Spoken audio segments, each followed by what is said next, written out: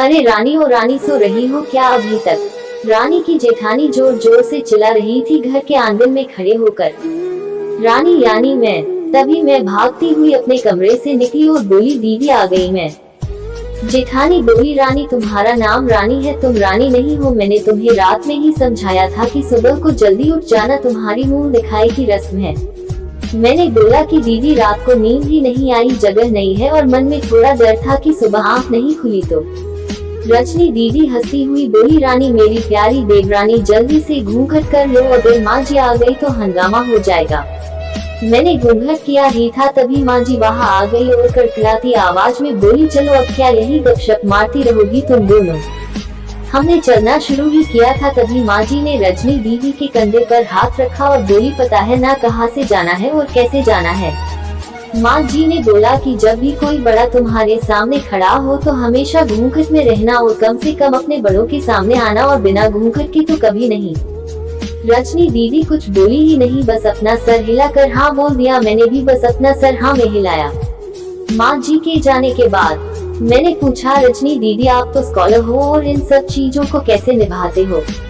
रजनी दीदी मुस्कुराए और बोली कि मैं थारे जेठ जी से बहुत प्यार करती हूँ, इसलिए अभी तक चुपचाप सब चीजें निभा रही हूँ।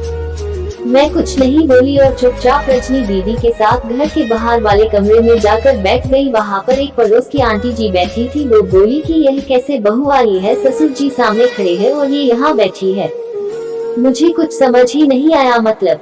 रजनी दीदी बोली कि आंटी जी अभी नई बहू है, यहाँ के रीति रिवाज सीखने में थोड़ा समय लगेगा। रजनी दीदी मुझे वहाँ से उठाकर मेरे कमरे में छोड़ दी। 6 महीने यूं ही छोटी छोटी चीजों में बीत गई। फिर एक दिन मैं राहुल के साथ साड़ी लेने गई। राहुल का फोन आया और वो दुकान से बाहर बात करने चला गया। साड़ी की दुकान पर मैं बेधड़क होकर साड़ियाँ देख रही थी। तभी साथ में बैठे हुए अंकल जी खान से एक बार, फिर 2 बार, फिर 3 बार। मैंने साड़ी वाले भैया से बोला कि भैया इन अंकल जी को पानी दे दो, बहुत खांसी हो रही है इन्हें। अंकल जी भड़क उठे और बोले, क्या बदतमीज लड़की है, ये कद शर्म लिहाज है या नहीं इसे? दुकान पर हंगामा देख राहुल बाहर से भागकर अंदर आया और अंदर आते ही अंकल जी की पैर छू कर बोले, मामा जी आप यहाँ। मैं घबरा के दुकान से बाहर निकाल आई, एक लंबा घुटन करके गाड़ी में बैठ गई। राहुल बाहर आया और गाड़ी में बैठकर गाड़ी बहुत तेज चलाने लगा। मैंने धीमी आवाज में बोला, गाड़ी बहुत तेज चला रहे हो, कहीं एक्सीडेंट ना हो जाए।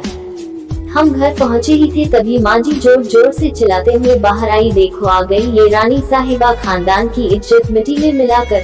तभी रजनी दीदी आई और बोली, माँ जी मेरे शादी को 6 साल हो गए हैं, मैं अभी तक मामा जी को नहीं जानती, ये कैसे जानेगी? माँ जी जोर से चिल्लाई, देखो कैसे चपर चपर जवान चल रही है इस रजनी की कभी। राहुल सबकी बात काटते हुए बोले कि माँ ये दोनों सही बोल रही है, अगर ये हमेशा घूंघट करके रहती है तो ये मामा जी को कैसे पहचानेगी? और माँ आज मामा जी के फोन पर तुमने पूरे घर की शांति को भंग कर दिया है। ये वो ही समाज है जिसने सीता मैया पर भी उंगली उठाई थी। पिताजी और जेठ जी ने भी अपना पक्ष राहुल के साथ ही रखा। माँ जी थोड़ी देर सोचने के बाद वापस रजनी दीदी और मेरे पास आई और बोली कि तुम दोनों को अपनी मर्यादा पता है, मुझे उम्मीद है कि तुम कभी भी मेरा सिर शर्म से नीचे नहीं झुकने दोगी। हम एक ही परिवार के सदस्य हैं, हमें हमेशा साथ रहना है, अच्छा वक्त हो या बुरा वक्त, हर सदस्य को अपनी मर्यादा पता है।